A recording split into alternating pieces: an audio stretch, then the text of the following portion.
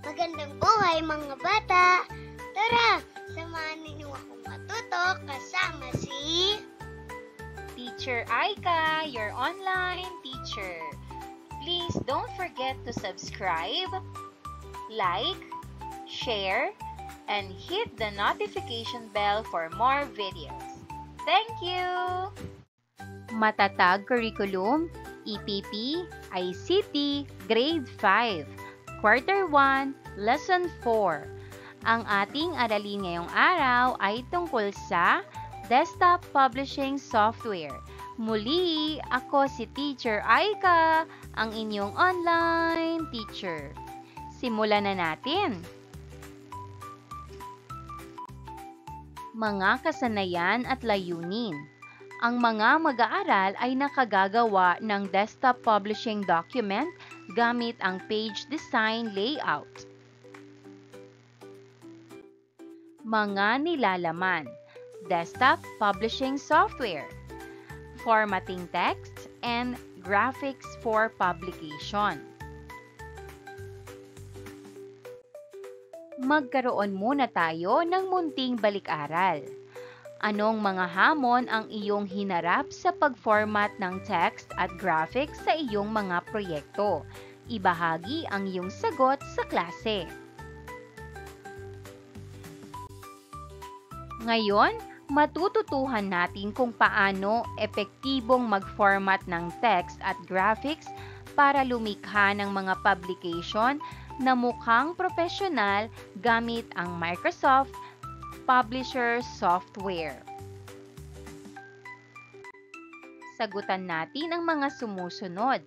Una, bakit mahalagang i-format ng maayos ang teksto at mga graphics sa mga publikasyon? Sagot, mahalagang ayusin ng maayos ang teksto at mga larawan sa isang publikasyon para mas madaling maintindihan at basahin. Kapag maayos ang pagkakaayos ng mga salita at larawan, mas nagiging malinaw ang mensahe at mas kaaya-ayang tingnan ang gawa. Nakakatulong din ito para hindi malito ang mambabasa.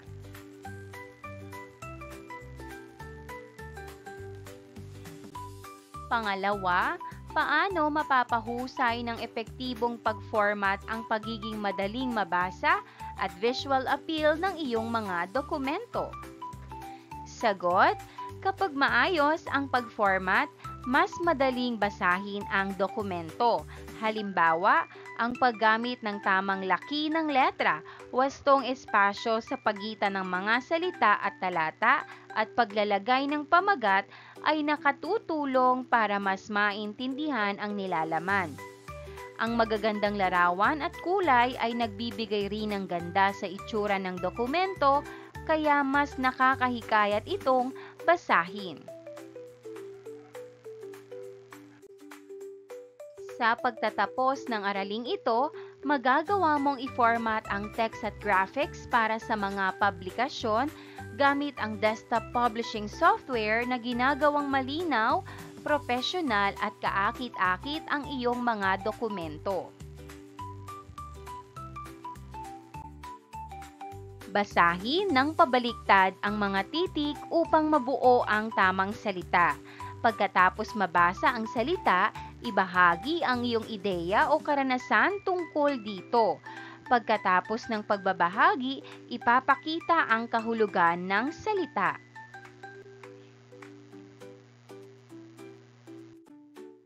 Una, Tresni. Ito ay tab na makikita sa ribbon na ginagamit upang makapagdagdag ng image, shapes at iba pa. Ang sagot? Insert. Insert. Pangalawa, isnigram. Ito ay tumutukoy bilang boundary sa pagitan ng pangunahing nilalaman at mga gilid ng pahina. Ang sagot, margins. Margins.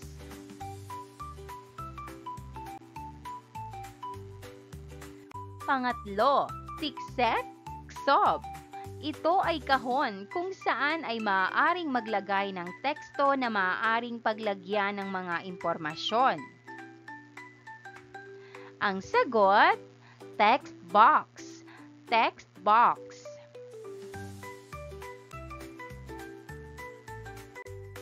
Ikalawang araw, kaugnay na paksa bilang isa, formatting text and graphics for publication.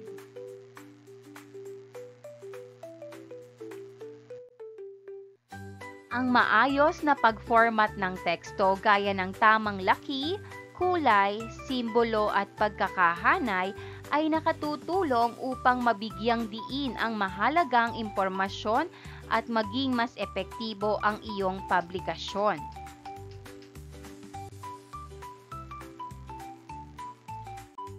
A.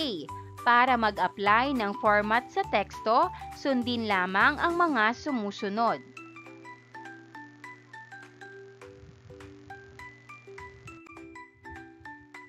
1. Sa ribbon, piliin ang insert na tab. Pagkatapos ay hanapin ang text group. 2. I-click ang command na Draw Text Box.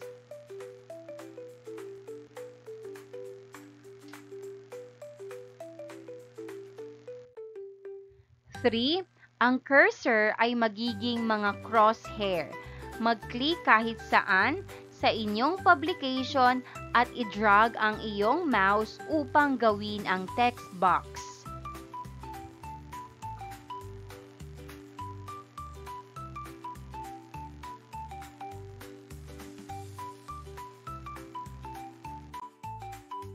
Four, maaari ka na ngayong magsimulang mag-type sa loob ng text box.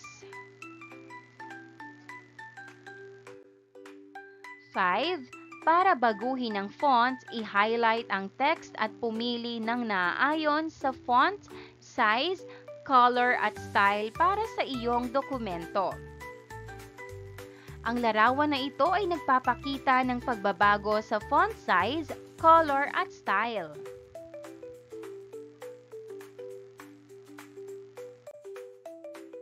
At para naman mag-apply ng format sa graphics, sundin lamang ang sumusunod.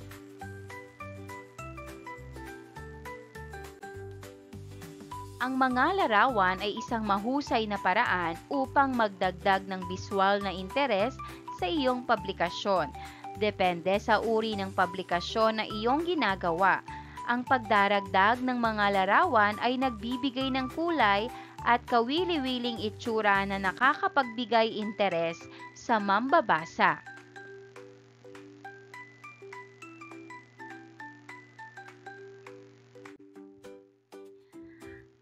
One, piliin ang insert na tab pagkatapos ay hanapin ang illustration group.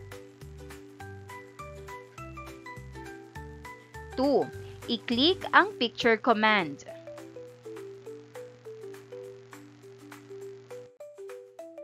3. Lalabas ang dialog box ng insert picture. Hanapin at piliin ang larawan na gusto mong ipasok, pagkatapos ay i-click ang ipasok o insert. 4. Ang larawan ay idaragdag sa iyong publikasyon. Maaari itong lakihan o liitan ng naaayon sa iyong dokumento.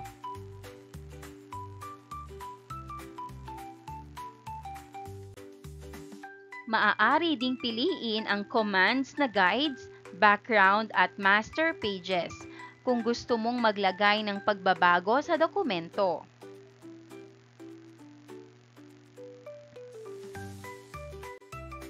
Ikatlong larawan. Video presentation.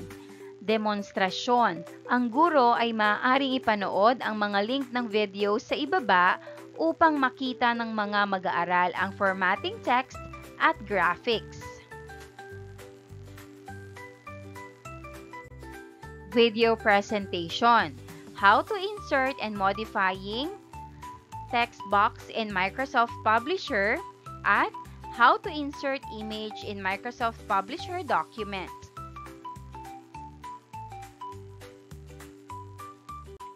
paglalapat at pag-uugnay, paggamit ng formatting text and graphics.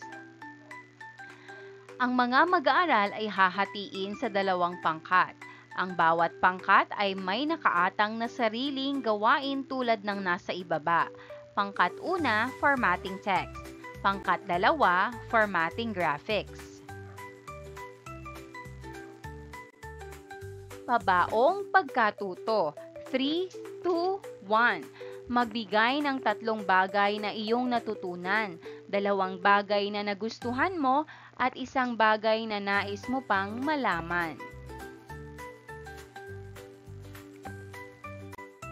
Pagninilay sa pagkatuto. Gen Alpha, sagutin ang mga tanong bilang kinatawan ng Gen Alpha Generation. 1. Ano ang kahalagahan ng aralin na ito bilang ikaw ay nabibilang sa henerasyon ng Gen Alpha?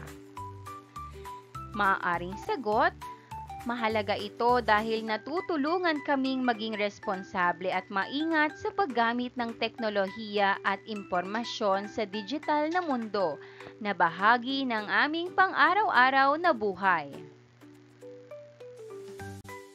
2. Makakatulong ba sa iyo ang aralin na ito sa paggawa ng publikasyon? Maaaring sagot, oo, dahil natutunan naming ayusin ng maayos ang impormasyon at gumawa ng malinaw na mga mensahe para mas maintindihan ng mga mambabasa o tagapakinig ang aming mga gawa.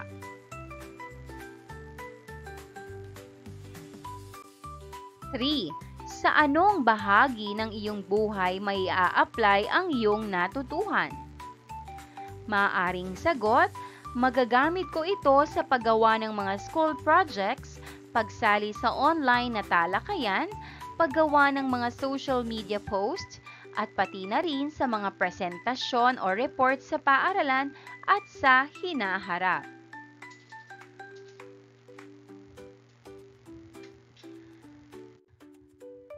Tayo na at magkaroon ng pagsusulit.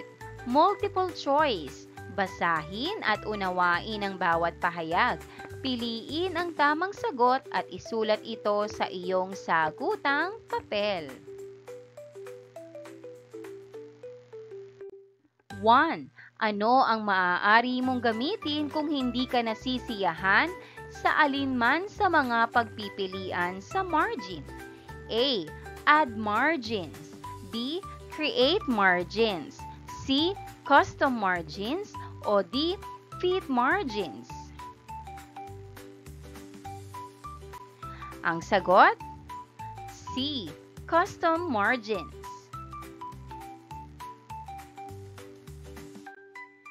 2. Ano ang ginagamit upang mapalitan ang itsura o mukha ng iyong teksto? A. Color. B. Font. C. Numbering. O D. Size.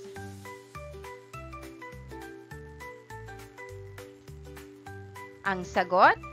B. Font. 3. Ano ang pipiliin sa insert command upang makapaglagay ng teksto? A. Borders and accents. B. Draw text box. C. Pictures. O D. Shapes. Ang sagot? B. Draw text box. 4. Anong command ang may layuning pahusayin ang iyong nilalaman sa pamamagitan ng pagdaragdag ng mga frames sa paligid ng iyong mga larawan o mga hangganan sa iyong mga pahina? A. Borders and accents. B. Draw text box. C. Pictures. O D. Shapes. Ang sagot? A. Borders and accents. 5. Anong command ang may layunin na makapagdagdag ng visual interest sa mga mambabasa? A. Borders and accents. B. Draw text box. C. Pictures. O D. Shapes. Ang sagot? C. Pictures.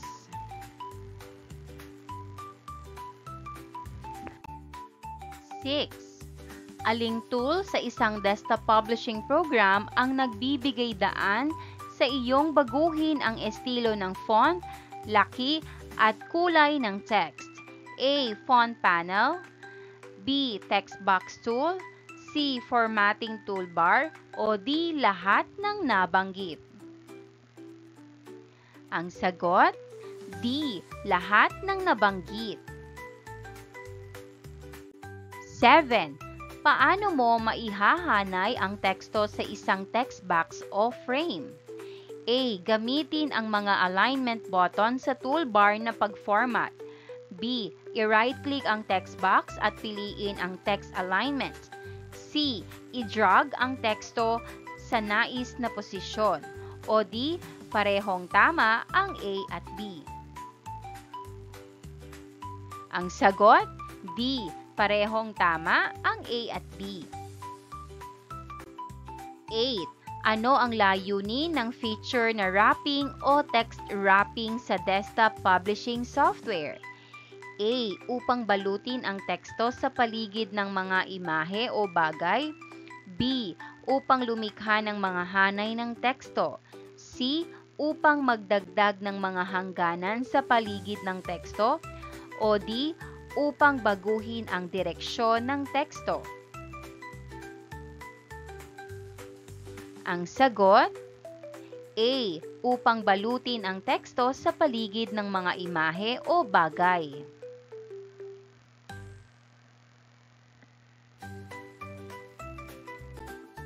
9. Aling tool o feature ang maaari mong gamitin upang i-crop o i-resize ang isang imahe sa isang desktop publishing program? A. Picture tools, B. Crop tools, C. Resize handles, o D. Lahat ng nabanggit? Ang sagot, D. Lahat ng nabanggit.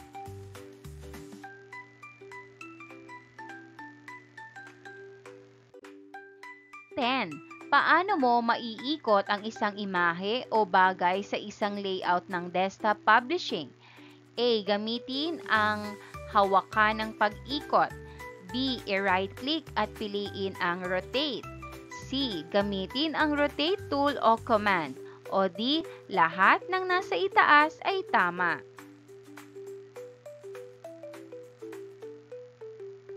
Ang sagot, D. Lahat ng nasa itaas ay tama.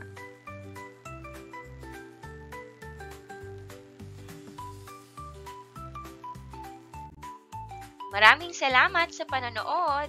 Huwag kalimutang i-like at mag-subscribe para sa higit pang educational content. I-click ang bell icon para ma-update ka sa ating mga bagong video. Salamat!